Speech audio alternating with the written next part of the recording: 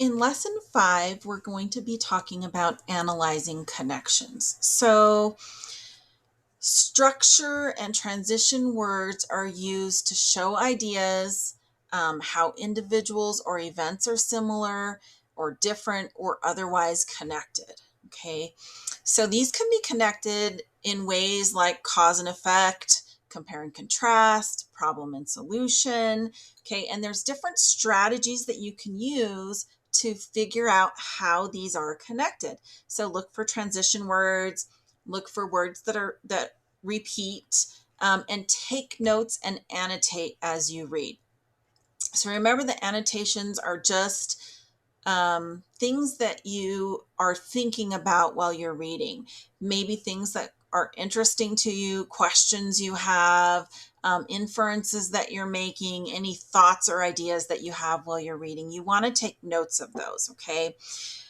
There are some links listed here on the bottom left here for instructional videos in Intro to Visual Note Taking, so how to take visual notes, visual note taking examples number 1 and 2, and then there's visual note taking with Cornell notes. So have a look at those and see if those would work for you for taking notes. But it is really important that you take notes during your lessons. And that means your online lesson that you're reading through in addition to this particular lesson. So just make sure that you're taking notes throughout your whole lessons. And you can use your notes for language arts. You can use your notes on your quick checks and tests. So if you take good notes, not writing everything down, remember notes are very simple and short, kind of like these slides are, hint, hint.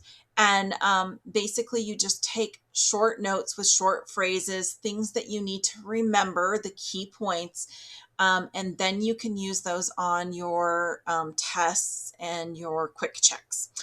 Okay, we're going to watch a short video on how to find connections between ideas inside of a passage. Hello, readers. Today we're going to talk about making connections. So, I don't mean to brag, but I have at least one friend. I'm kind of a big deal. I have friends at work, friends from the schools I attended, friends in my apartment building in my neighborhood, friends from places I used to live. Each friend is connected to me in some way. Maybe we met in the elevator, or on the train, or at the community garden.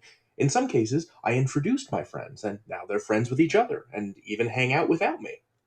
Each friend is connected to me or to each other in a different way, and for a different reason. And just in the way that people can be friends with each other, ideas can be friends with each other too. Understanding how ideas in a text connect to each other and to the topic of the text will help me understand what I'm reading. Good readers make connections between ideas in a text. When I look at a passage, I ask myself, what do all these sentences have in common?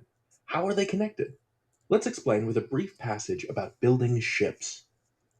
Long ago, shipbuilders used iron nails and bolts because iron was easy to find. They soon learned the disadvantages of using this metal on a boat. Iron quickly rusts and decays, especially near the salty ocean.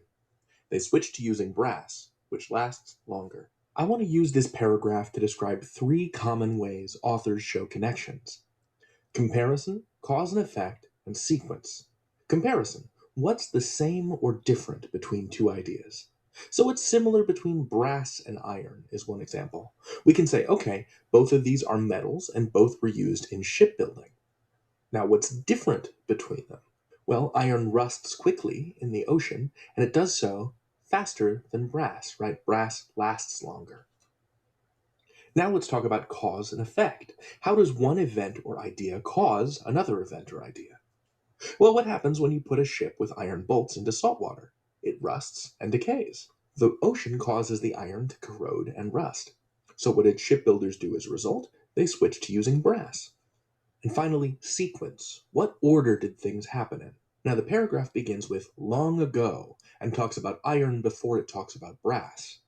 It then describes how shipbuilders switched to brass, so iron came first in the sequence. So when I read this passage on shipbuilding, even though it is very short, I'm able to make a lot of connections between ideas. Doing this deepened my understanding and helps me to become a better reader. Now, not every sentence or idea is connected to every other sentence or idea. Just like not every single one of my friends is friends with all of my other friends. And that's okay too. Our goal is to think about how those sentences connect to the topic overall.